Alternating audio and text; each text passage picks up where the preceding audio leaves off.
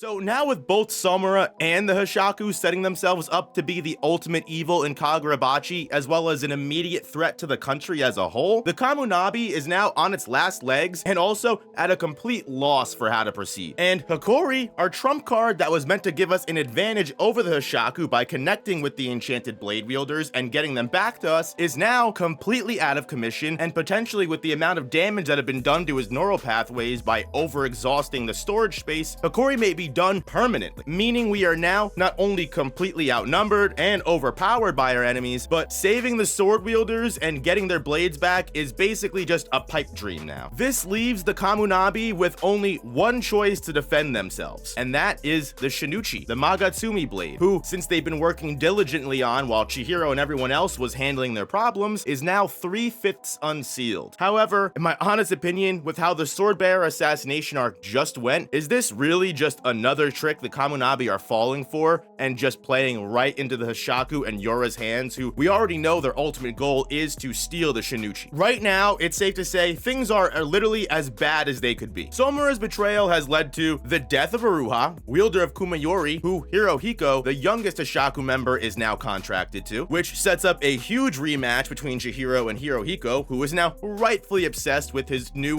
first friend ever. Somura's owl power is now completely active, which is presumably an ability of the sword Tobimune that can be seen all over the country, essentially meaning that Somura's vision and eyes basically cover all the land that is possible for the Kamunabi to inhabit, which is very ironic for the man that cut his eyes out. And with owls specially tuned to search for high pockets of spiritual energy, if any kind of enchanted blade is released or used, it immediately just tips Somura off, and he has already shown the power to just teleport wherever these owls show up. So with the Hoshaku now working on finding the two remaining enchanted blade wielders, who the Kamunabi have apparently lifted and moved to newer locations in order to keep them safe, the Kamunabi's goal is to hopefully let the Hoshaku and Somura's relationship crumble on its own by taking their time, waiting things out, and hoping that things don't get worse than they already are. And not for nothing, we do know Somura's relationship with the Hoshaku is shaky at best. He does not support any of their evil intentions and really only allied with them out of his twisted sense of morality and justice. Once he's done with the enchanted blade wielders, he's already told them he's coming for them next. It is not impossible to think that negotiations between these two parties may break down and result in Somura or the leader of the Hoshaku, Yora, having to take action in some kind of civil infight. And we've already had confirmation from the Hoshaku that Somura is clearly enough of a threat to not only keep the Kamunabi in check, but also the Hoshaku, because apparently just him being around with Tobimune means the entire organization is not free to move as they did previously. The blind swordsman has single-handedly locked all of them in place and kept the Hoshaku stagnant. While Somura sure is doing these things for all of the wrong reasons, as of right now, Somura's intentions are to guide and influence the events of the future as peacefully as possible. Speaking of manipulation, the one secret that Somura did keep from the Hoshaku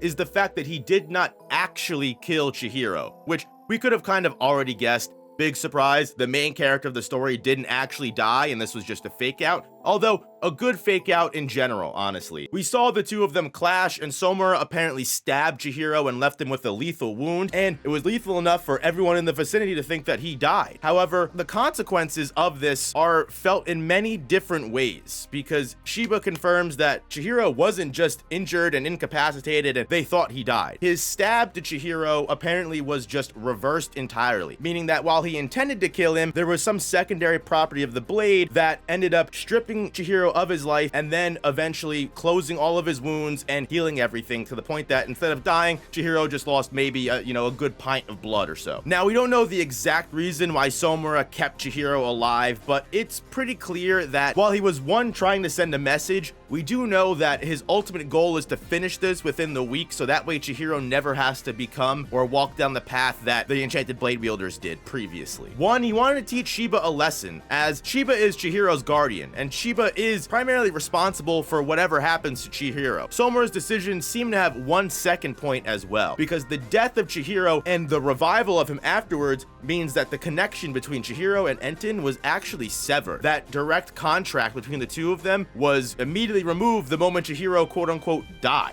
Chihiro is, at least at this very moment, a normal human being without any ties to the blades at all. Despite Shiba getting Enten and having it, in storage, Somura did also intend to take Enten with him, which means that Somura's main goal of quote-unquote killing Chihiro was to sever him from the ties of the Enchanted Blade World, and again, as we saw last chapter, he wants to solve everything so that way Chihiro does not have to bloody his hands for revenge. So with Owl active, Somura on high alert all over the country and searching out any blip of spirit energy for enchanted blades, Somura intentionally kept Chihiro alive and made sure Shiba understood they needed to hide and stay out of this problem. Unfortunately, the same cannot be said for Aruha. Somura did seem to be very much more willing to kill Aruha than Chihiro, as Aruha, who was already in the great sin that supposedly they dealt with, Chihiro is still safe from that, so he doesn't want to see Chihiro stumble into the same problems that they did going forward. All of this really truly culminates in the main question of what exactly is it that Kunishige Rokuhira and his blade wielders all did these years ago that was just so heinous and unforgivable. Even Shiba is supposedly in on the secret and has yet to tell Chihiro. He even hesitates in telling Chihiro when Chihiro asks what the hell it could be. It's something that we really need to figure out, especially with Somura doing all of his plot relevance based off of that event. Without the full picture of why he's even fighting in the first place, Chihiro will never effectively grasp the situation and will always be in a vulnerable position to someone like Somura. Whether adults like Shiba or Somura want Chihiro to stay out of the fight or not, whatever the reasons or how dangerous it may be, Chihiro has already started down this path. He's gone so far down it, I don't think there is a turning back. Chihiro has killed people, made strides to become stronger, and has gotten even closer to the people responsible for his father's death every mission they go on. If Shiba truly believed in what Somura was saying and that Chihiro should be spared from this fate, Shiba should have stopped Chihiro a long time ago. From day one. It's too late to worry about spilled milk. Regardless of what Somura's reasons are, and regardless of people think he needs to be saved, thankfully Chihiro isn't alone on this either, as he shares this goal with the Mikazumi, the elite ninja warrior squad that was originally tied to Somura and was left alive, surprisingly. Because of their master's betrayal and Hikori's sacrifice of potentially losing his sorcery forever, are indebted to Hikori, and by proxy, Chihiro, willing to help him accomplish his goal of revenge against Somura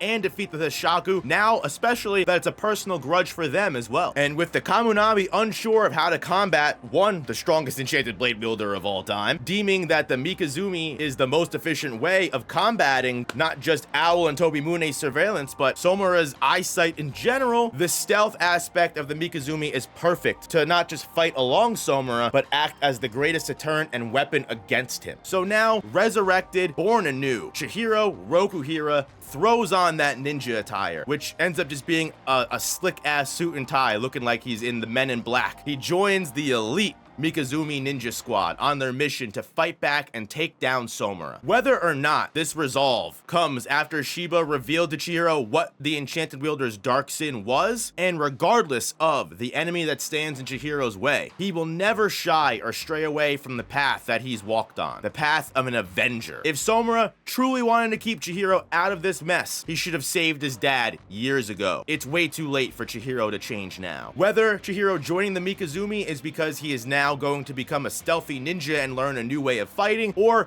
he immediately recontracted with Enten, it's unclear, because again, if they're going right for Somura, sure, they want to proc his surveillance and have him show up, but if they want to go under the radar, Chihiro using Enten is just going to immediately tip off Somura. So we're going to have to wait and see what the Mikazumi's plan is going forward, and also if we're going to be able to interact with these other two enchanted blade wielders that the Hishaku are now looking for. First and foremost, I am more than excited to see where the series of Kagurabachi goes. This last arc and the reveal of Somura seemed like it was going to be a big change to the narrative overall. Kagurabachi may never be the same.